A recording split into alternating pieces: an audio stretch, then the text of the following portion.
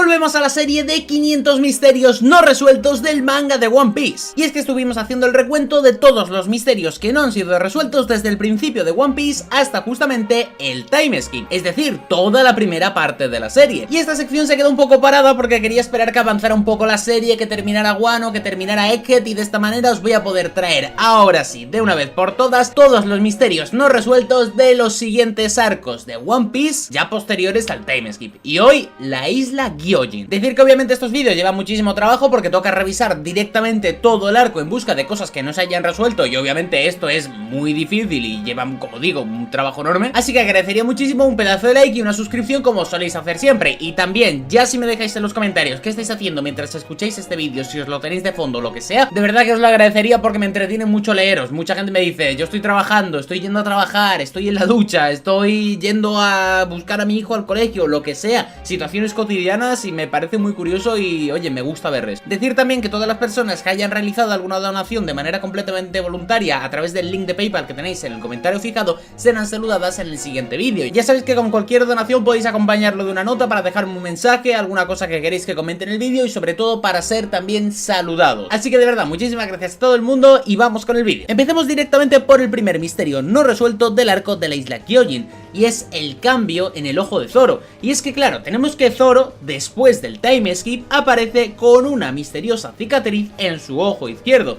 Y esto obviamente ha generado muchísimas teorías sobre la razón de esa herida. En los bocetos originales de Oda es cierto que Zoro se muestra con ambos ojos intactos, sugiriendo que no siempre se planeó que perdiera el ojo. Y este misterio pues se mantiene a día de hoy, ya que no se ha explicado cómo ocurrió la herida ni si hay algo especial respecto a este ojo. Ya sabéis que hemos hecho en el canal muchísimas teorías hablando de todo el tema del ojo de Zoro, pero es que por no saber, no sabemos. Ni siquiera ya te hablo de si tiene un poder especial o algo por el estilo. Te hablo directamente de que no sabemos la razón por la que se hizo esa herida. Si fue directamente en una pelea con Mihawk, si fue directamente con los monos, si fue directamente entrenando, si fue directamente a través de algo que le dijo Mihawk para potenciar su espada, si es que directamente se lo hizo él por alguna razón que no conocemos.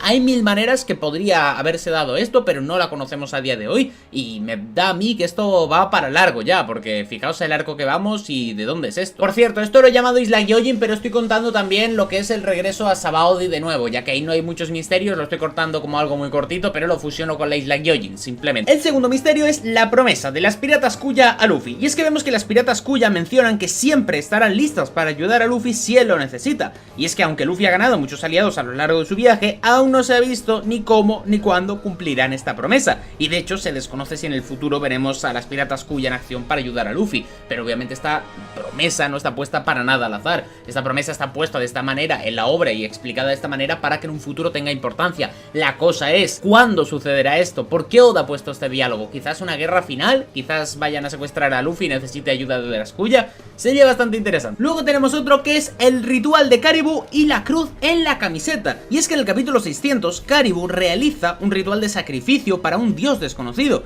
y tanto él como su hermano Koryu llevan una cruz en sus camisetas. La cosa es que esta cruz ha aparecido en varias ocasiones a lo largo de la serie y parece ser algo como un símbolo religioso, digamos, similar a lo que es la cruz cristiana en nuestro mundo. Se desconoce a día de hoy toda la historia completa de Caribou y la religión a la que pertenece o parece pertenecer, y la relación de esta pues con otros eventos de la serie. La cosa es, como digo, esta cruz es algo que se viene viendo muchísimo tiempo atrás en One Piece. Lo hemos visto en iglesias, lo hemos visto en ciertos sitios como tumbas, lo hemos visto en camisetas, lo hemos visto en dibujos. O sea, es algo que está puesto a lo largo de todo el mundo de One Piece. Es algo que mucha gente no ha caído porque es algo como que está un poco de fondo, pero las personas que nos dedicamos más a las teorías sí que es cierto que nos hemos dado cuenta de esto hace tiempo, y efectivamente parece ser que hay una especie de misterio con esa cosa que podría ser una especie de religión. Quizás Simu tenga algo que ver con esto, yo creo que es bastante probable que tenga algo que ver con esto, y me parece que puede ser muy importante de cara a lo que viene siendo todo el futuro de la obra. Pero sí o sí, sea lo que sea, pase lo que pase, de momento me parece que este misterio va para largo. Otro misterio es el sombrero de paja y su relación con Roger, ya que Rayleigh menciona en el capítulo 603 que Luffy se está volviendo digno de portar el sombrero de paja.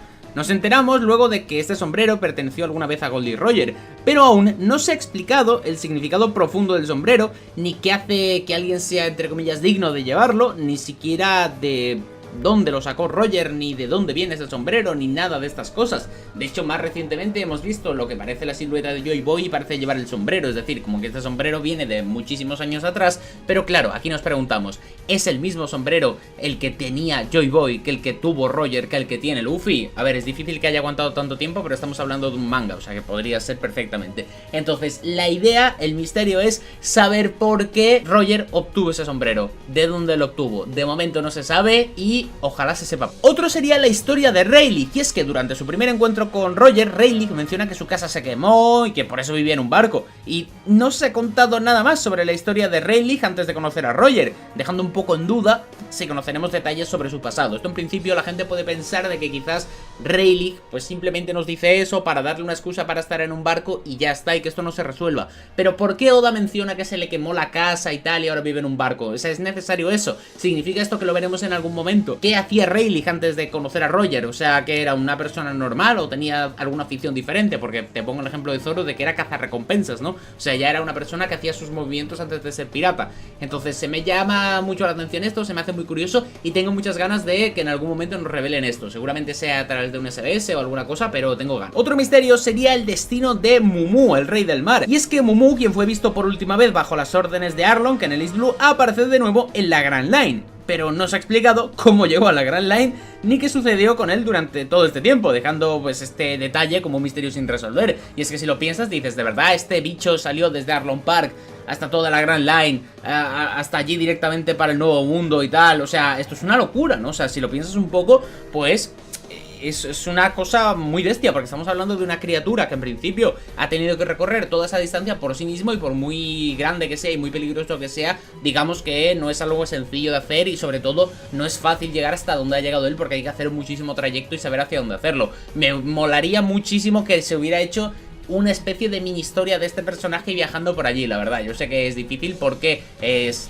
algo muy complicado y largo y ya ha metido muchas mini historias, pero una mini historia que se hubiera hecho en su momento viendo cómo Mumu llega hasta allí sería hasta interesante, me parece a mí, la verdad. Luego tenemos otro misterio, que es las corrientes marinas, que están explicadas por Nami y Franky. Y es que Franky menciona que las corrientes marinas conectan regiones de todo el mundo y que viajar por ellas podría tomar hasta 2000 años, aunque en ese momento parecía un dato irrelevante, pero pensándolo bien, pues podría tener implicaciones importantes para la historia futura. Y es que claro, todo el tema de las corrientes marinas, que cuando vemos que se están metiendo en la isla Gyojin se tiene que hablar de ello, hablan de ello, lo analizan y tal, y nos centran mucho en esa profundidad, siendo Oda como es con todo el tema del mundo y del lore que tiene en el mundo y del control o la gran globalidad que crea en su historia, me parece interesante el hecho de pensar que quizás estas cosas que está hablando Franky, que está hablando Nami, no son cosas al azar, y que directamente estas corrientes sí que, como digo, van a ser muy importantes en la obra. Para mí es algo que tiene lógica, para mí es algo que va a pasar, y Dios quiera que pase, porque creo que esto podría ser interesante con todo el tema del hundimiento, con temas del siglo vacío, de si esas corrientes quizás son artificiales o se usaron en otro momento para otra cosa importante, o quizás las usaremos nosotros, quizás podría ser para llegar al After o alguna cosa de estas, o al All Blue, porque viendo el momento en el que está situado, justo a la entrada del Nuevo Mundo, me parece algo curioso para que pues sea, como digo, pues casualidad. Luego tenemos la conexión de la Red Line con la Grand Line, y es que atención, porque Nami menciona que la Red Line está compuesta por islas que están conectadas entre sí, con características muy similares a las de la Grand Line, pero sin embargo las islas de los 4 Blues no tienen esa clasificación, ya que se rigen por las estaciones del hemisferio al que pertenecen. No se ha revelado la razón detrás de esta conexión ni cómo afecta a la estructura geográfica del mundo de One Piece. Y es que es curioso porque, claro, si Nami dice que la Red Line está formada por diferentes islas, pero que dentro de los Blues no se rige esta norma del todo el tema de las islas y tal, significa que ahí hay algo un poco diferente, o que cada una tiene una temperatura o un clima, mejor dicho, de manera diferente, y que hay algunas que están pegadas a la Red Line. Entonces, si te pones a pensar esto, analizas diciendo, vale, ¿qué conexión hay? ¿Por qué la Red Line está allí? ¿Significa que la Red Line está hecho a través de islas o algo por el estilo? Es bastante probable, pero esto es algo que todavía, como digo, no se conoce, no se ha explicado, pero que Oda ya se ha encargado de, como acabo de explicar, en dejar esa semillita para que en un futuro pueda cerrar esa trama de manera muy corta y que sea bastante interesante. Luego tenemos la leyenda del holandés volador, Vanderdecken, Y es que tenemos que cuando se nos introduce la leyenda del holandés volador, se dice pues que el capitán Vanderdecken fue maldecido para vagar por el fondo marino después de escupir en la cara de Dios. Pero no se ha confirmado la veracidad de esta leyenda ni se ha explicado cómo se conecta con la historia actual. Y es que a mí el hecho de que le escupiera en la cara a Dios me parece curioso. Yo no sé exactamente si esto va a tener algún tipo de relación, algún tipo de explicación o lo que sea, pero me gustaría que la tuviera, la verdad. O sea, el hecho de que algo tan importante como el holandés volador se trate en One Piece de aquella manera que se hizo y que encima no tenga relevancia y que se hable de escupirle la cara a Dios y que no tenga nada, pues no sé cómo podría verse. Yo quizás podría interpretarlo como algo que podría ser que se comió una Akuma no Mi. De esta manera la Akuma no Mi, al ser del diablo, podría considerarse un escupo y tajo a Dios. O sea, podría sentirse en todo el mundo de One Piece como que están faltándole o están escupiéndole directamente y que ahí lo hubieran condenado, es posible. Pero yo la verdad que deciros que me gustaría que esto tuviera alguna trama importante y que quizás algún antepasado de Vanderdecken tuviera algún tipo de relación con Imu o algo así y que lo hubieran condenado a alguna maldición o algo por el estilo. Luego tenemos el origen y las habilidades de Madame Charlie. Y es que tenemos que las profecías de Madame Charlie siempre se cumplen. Pero no se ha explicado si su habilidad proviene de un caso extremo de haki de observación o quizás de otra fuente. Luego tenemos la profecía de que Luffy destruirá la isla Gyojin, que aún no se ha cumplido, pero claro, esto ya te genera muchas dudas de qué va a pasar en el futuro. Entonces, viendo la situación y todo, dices, ¿por qué no se nos ha explicado lo de Madame Charlie? Porque es una habilidad como muy bestia y que quizás podría ser eso, un haki descomunal y que le haga ver demasiado en el futuro, hasta de manera inconsciente cuando era niña, pero quizás podría ser algo un poco diferente, que sea un poder al estilo del que tiene Shirahoshi, que simplemente nació y es capaz de controlar a los reyes marinos. Pues puede ser que Madame Charlie naciera y fuera capaz de ver eso y que no sea haki, sea una habilidad mágica, porque ya os dije varias veces que Oda ha dejado en claro que la magia existe, hablando en ciertos casos de, bueno, de magos dentro del mundo de One Piece y también hablando y también poniendo personajes como Miss Golden Week, la cual recordemos que tenía una técnica de pintura, que hay mucha gente que pensara que tenía una fruta, no tenía ninguna fruta, sino que es algo como hipnosis o algo por el estilo. Vamos, que yo lo consideraría magia, al igual que el tarot de Basil Hawking. Luego tenemos el título del dios del mar de Neptuno, y es que se menciona que el rey Neptuno tiene el título de dios del mar, similar a como se refería Naenel en Skypiea. Y es que esta similitud podría indicar una conexión entre estos dos lugares y sus gobernantes, pero esto no se habría confirmado. Entonces, a mí todo el tema del dios del mar y todo el tema no parece que vaya de la mano con el tema del rey Neptuno. Quizás puede ser que ese rey Neptuno realizara ciertas acciones para convertirse en el dios del mar. No sé si se refiere a porque es el gobernante o lo que sea, pero se me hace curioso que tenga lo de rey Neptuno y luego dios del mar como dos apodos diferentes, dando a entender que quizás no va por la misma línea y que cada uno ha hecho una cosa diferente. Entonces, quizás esto se vuelva a tratar en un futuro cuando hablemos de la isla Gyojin de hace 800 años. Yo creo que sí y que tiene mucha lógica. Luego tenemos la relación entre el árbol Eva y el árbol Adam. El árbol Eva proporciona luz solar a la isla Gyojin absorbiendo la luz desde la superficie, y se menciona que podría haber una especie de conexión con el árbol Adam, del cual se obtiene la madera para barcos como el Oro Jackson y el Thousand Sunny. Aún no se ha explicado la relación inmediata de estos árboles ni su importancia en la historia, y es que esto es otro misterio que todavía se está haciendo en One Piece, y yo considero que ahora en Elbaf, que vamos a entrar, debería resolverse, porque como digo, tener un árbol Adam y un árbol Eva, esto no es casualidad, amigo, esto obviamente es importante y está pasando por algo, así que yo quiero saberlo y necesito información de por qué pasa esto. Luego tenemos la estatua del dragón dentro del Palacio Ryugu, y es que el Palacio Ryugu alberga una enorme estatua de un dragón oriental, del cual no se ha explicado su significado ni su conexión con otros dragones en la historia, lo cual deja este misterio pues como algo muy abierto. Y es que claro, te pones a pensar y es por qué hay esas estatuas en ciertos puntos de One Piece, porque está en la isla Gyojin, porque es un dragón, porque es dorado, porque hay todas estas cosas. ¿Qué relación hay esto con los dragones? ¿Qué relación tienen? ¿Es algo mágico?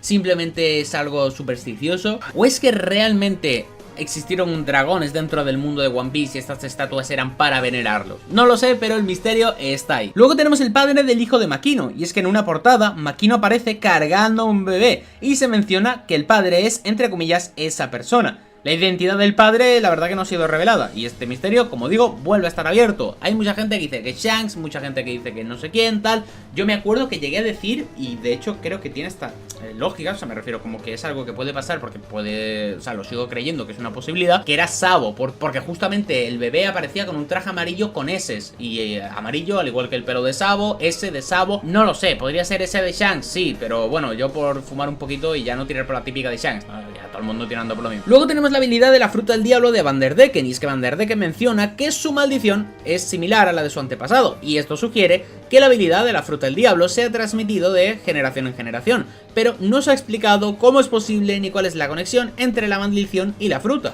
Y es que justamente por esto os comentaba todo el tema de escupirle la cara a Dios, y es que a mí me parece que ese misterio podría ser simplemente que se comía una Akuma no Mi y que a través de eso, digamos que la gente pues se lo tomó eso, como que estaba escupiéndole a Dios. Lo que sí se me hace curioso es que la fruta la haya heredado de su padre y que esto pues digamos no se haya tenido ningún tipo de detención. Me refiero, o sea, han cambiado la fruta a un personaje muere y se va directamente a otra, vale, perfecto, pero ¿ellos sabían todo el tema de las manzanas, de cuando un usuario muere se va a la manzana y se la comen, o simplemente hay algún ritual quizás que hacen ellos y que sería interesante de ver? Yo creo que el ritual tendría sentido y estaría bien, pero de momento, como digo, dejan en claro que le pasa a la fruta, digamos, pero no dejan en claro el cómo. Luego tenemos el bosque marino y las ballenas, y es que se menciona que las ballenas se reúnen en zonas prósperas del océano como el bosque marino gracias a un sentido especial. Aún no se ha explicado el por qué las ballenas tienen ese sentido, ni cuál es su relación con la historia. Y es que claro, viendo la importancia que se le da a las ballenas dentro de este mundo, el hecho de que tengan un sentido especial parece ser que no es algo que simplemente se ha inventado Oda, porque podría haber puesto cualquier excusa para poner algo en la trama que fuera diferente, pero directamente lo que pone es que tienen un sentido especial, sin explicarlo y sin decirnos qué es. Esto creo yo que tiene sentido, que sea probable que lo exponga y que lo explique directamente de cara a lo que viene siendo pues el final de One Piece, con todo el tema del mismo Laboon o otras ballenas que nos vengan a ayudar, pero como digo, tiene sentido porque lo menciona, pero no da detalle. Luego tenemos la historia de la integración de la isla Gyojin al gobierno mundial, y es que hace 200 años los Gyojin fueron considerados como peces y luego se les otorgó un estatus humanoide. La isla Gyojin se unió al gobierno mundial en ese momento, pero no se ha explicado cómo fue el proceso de integración ni quién estuvo involucrado. Ahora sabemos que Emmet estuvo por en medio en esos 200 años y se habla incluso de que podía ser algún Gyojin que tuvo ahí mano para que pasara eso y tal. No lo sé exactamente, pero parece ser que el gobierno mundial no se lo tomó necesariamente muy bien. Luego tenemos el propósito del Noah y la promesa de Joy Boy, y es que en el capítulo 641 se menciona que el arca Noah ha estado en el fondo del océano por siglos, esperando que una promesa sea cumplida. Se dice que el Noah no debe ser dañado hasta que llegue el día de la promesa de Joy Boy, que dejó una disculpa en un poneglyph dirigido a la princesa sirena de ese tiempo. Sigue siendo un misterio, ya que no se sabe cuál fue la promesa ni cómo se relaciona con el arca Noah. Luego tenemos la conexión de los Reyes del Mar y Poseidón, y es que los Reyes del Mar revelan que han esperado mucho tiempo por el nacimiento de Shirahoshi y que el arca Noah fue creada para ser tirada por ellos, aunque no saben por qué. Mencionan que cada ciertos años pues su rey nace como un habitante de las sirenas. No se sabe por qué los Reyes del Mar tienen esta conexión con Poseidón, ni cómo se relaciona esto con el One Piece, pero bueno, pinta muy interesante porque, como digo, son cosas del mar y cosas que Oda no ha trabajado tanto para dejar huecos argumentales. Seguimos con el sueño del clan de Vanderdecken, y es que el actual Vanderdecken quiere casarse con Shirahoshi para cumplir el sueño que su clan ha tenido por generaciones. Este sueño parece estar relacionado con un tesoro misterioso, pero no se ha explicado cuál es el sueño del clan ni cuál es el propósito de ese tesoro. Ya no sé si directamente se refiere a que quiere casarse con ella para ser el rey de la isla Gyojin, lo cual tendría sentido, simplemente por fama, simplemente por dinero, no lo sé exactamente, puede haber muchas razones, pero es algo que, como digo, se menciona en la obra, pero Oda no se molestó en cerrar. Esto sí que son cosas que yo dudo muchísimo que lo veamos, porque Oda es como es y porque, bueno, pues que no tiene mucha lógica que se pongan a explicarlo ahora, a no ser que sea algo de crucial importancia, entonces lo veo difícil. Luego tenemos la capacidad de las sirenas para comunicarse con los peces, y es que se menciona que todas las sirenas pueden entender los corazones de los peces, pero solo la princesa sirena de la leyenda, Poseidón, puede comunicarse con los Reyes del Mar. Aún no se ha explicado por qué solo Poseidón posee esta habilidad especial y cómo se desarrollará Shirahoshi como Poseidón. Y es que, como digo, esto es algo interesante, porque el hecho de ver que las princesas Gyojin pueden hablar con los peces me parece interesante, pero que esta hable directamente con los Reyes del Mar pues se me hace bastante raro. Seguimos con la promesa de alguien para guiar a Shirahoshi, y es que se menciona que algún día aparecerá alguien para guiar a Shirahoshi y mostrarle cómo usar su habilidad. Cuando esto suceda se producirá un gran cambio en el mundo. Aún no se ha revelado quién será esta persona ni qué clase de cambio traerá para el mundo. Y es que creo que estas cosas sí que las vamos a ver, y de hecho no creo que tardemos demasiado, ya que si se supone que va a aparecer alguien para guiar directamente a la princesa Shirahoshi, vamos a necesitar que aparezca pronto, porque no creo que aparezca ya directamente en el último capítulo, se gane la confianza de Shirahoshi y directamente la lleve. me parece interesante, me parece curioso y tengo ganas de ver. Seguimos con la posible relación de la promesa con Joy Boy, y es que tenemos que en el capítulo 649 Neptuno menciona a Robin que Joy Boy era un habitante de la superficie que vivió durante el siglo vacío y dejó un poneglyph con una disculpa a la princesa Sirena. Se dice que un día un individuo llegará para cumplir la promesa en el lugar de Joy Boy, pero no se ha explicado del todo la relación exacta entre Joy Boy, la promesa y Poseidón. Y es que esto parece ser que pueden ser elementos completamente aleatorios, pero a mí me da la sensación de que Joy Boy conocía de la voluntad heredada y sabía que si moría, poco a poco irían apareciendo descendientes suyos hasta que alguno cumpliera con su voluntad y directamente salvara a todo el mundo en el futuro, que es la parte más importante o la parte en la que él podía luchar. Luego tenemos el origen y la función de las pastillas que se tomó Hodillon, y es que tenemos que estos son una sustancia introducida en la isla Gyojin que otorga un gran poder a cambio de la vida del consumidor. Se descubren en una caja llamada Tamatebako, en posesión de la familia real, pero esto no ha explicado cuál es el origen de esta sustancia ni por qué la familia real la tenía en su poder. Y es que esto, como digo, es algo que todavía no se tiene explicación de nada. O sea, hemos visto que directamente han dado uso a estas sustancias, pero no hemos visto para qué servían exactamente, no hemos visto cuál es el motivo de que estaban allí, cómo se crearon, no sabemos nada de esto. Entonces, oye, ¿esto va a ser algo al azar? Dios quiera que no, porque me parece algo que ha sido también muy importante en toda la historia de One Piece, ya sea como meme o lo que sea, pero es algo que debería darse un cierre. Seguimos con el destino de la isla Gyojin y la promesa de los habitantes de vivir en la superficie. Otohime menciona que los ideales de vivir en la superficie con los otros humanos han existido en la isla Gyojin desde tiempos ancestrales. La promesa del Arcanoa parece estar relacionada con este deseo, pero no se ha explicado cómo piensan los habitantes de la isla Gyojin cumplir este sueño. Y es que es cierto, se habla mucho de que quieren convivir con los humanos y tal, pero no se sabe nada. La teoría más popular, ya sabéis que es que metan a todo el mundo en el Noah, se lo lleven de allí directamente y vayan a habitar otra isla. ¿Tiene lógica y va a pasar? Pues muy probablemente. Luego tenemos algo que podría ser la jerarquía entre nobles celestiales, y es que durante el flashback de Otohime se muestra un Tenryubito sin su traje característico, lo cual podría indicar una jerarquía o rango especial dentro de los nobles celestiales. Y es que no se ha explicado si esto tiene alguna relevancia o cómo afecta la estructura de poder entre los Tenryubito. Y esto podría ser, ya que el hecho de ver a alguien sin su traje y tal no es algo del todo habitual, es algo bastante raro. Entonces, quizás podría ser este alguien que esté un poco por encima del resto de gente que son los Tenryubito. Podría ser, no sé si lo será, pero podría ser. Luego tenemos un par de misterios extra que son, por ejemplo, el personaje misterioso que estaba hablando con Crocus. Y es que en una de las portadas de los capítulos se nos muestra a Crocus hablando con un personaje misterioso en la entrada de la Grand Line. Y es que este personaje tiene un gran parecido con Shiki el León Dorado, pero no se ha confirmado su identidad ni se ha explicado el propósito de este encuentro. Yo ya os dije muchas veces que yo tenía mis teorías acerca de este personaje, se ha hablado mucho, de hecho muy probablemente sea el personaje que nos está esperando en Elbaf, que a día de hoy pues no se sabe, a la fecha de grabación de este vídeo, lo estoy grabando el día 10 de octubre del 2024, va a salir el capítulo en unas horas, pero bueno, a día de hoy no se sabe, ni tiene pinta de que se vaya a saber todavía, pero sí que es una opción que me gusta mucho. Hay otras, hay por ejemplo, a mí me gustaba la historia de Yorkie, de que podía ser Yorkie, me gustaba esta teoría, sé que arruinaba un poco cosas de la Boon, pero bueno, ya sabemos cómo es One Piece con ciertas cosas, y luego dicen que no importa y ya está. Luego tenemos el Guapo Metal y su uso en la tecnología de Vegapunk, y es que Franky menciona que usó Guapo Metal para construir el Franky Shogun, un material que Vegapunk no pudo obtener en su tiempo, y realmente no se ha explicado si Vegapunk pudo luego finalmente conseguir este material, ni siquiera de si lo había usado en el futuro, y esto me parece importante porque no se explica ahí, y luego después de ver la isla Egghead vemos que tampoco se ha explicado, pero que el material este es muy potente. Luego durante un momento vemos a Mont Blanc Cricket y se nos dice que están buscando la isla de los sueños, y es que vemos que aún no se ha explicado qué relación tiene esa isla con la historia principal ni cuál es su desarrollo para la trama. Y es que esto es importante porque hay mucha gente que puede tomarlo de Isla de los Sueños como algo metafórico, y sí puede serlo, te lo compro, pero me da un poco a mí la sensación de que esta es la típica cosa que te hace Oda para que tú pienses que es simplemente una manera de hablar y luego realmente existe a la Isla de los Sueños. Así que muchísimo ojo a ver si hay alguna Isla de los Sueños o lo que sea y si finalmente la encuentran. Luego tenemos la promesa de Luffy a Shirahoshi, y es que Luffy prometió llevar a Shirahoshi a ver un bosque real de la superficie. Sin embargo, Zoro y Franky, que estaban allí, no participaron en esta promesa, lo cual podría tener un simbolismo oculto. Y es que a mí me da la sensación de que cuando veamos a Shirahoshi con Luffy en un bosque de verdad, en un bosque bueno, un bosque de la tierra, digamos, me da la sensación que o veremos a futuro o habremos visto algún panel en el que Joy Boy estaba también en un bosque con la princesa Sirena de ese tiempo, pero vamos, pondría la mano en el fuego. Luego también tenemos el misterio del gran tesoro mencionado por Vanderdecken, y es que durante la conversación de Vanderdecken con Hodillon Jones, se menciona que hay un gran tesoro que su familia ha estado buscando durante generaciones.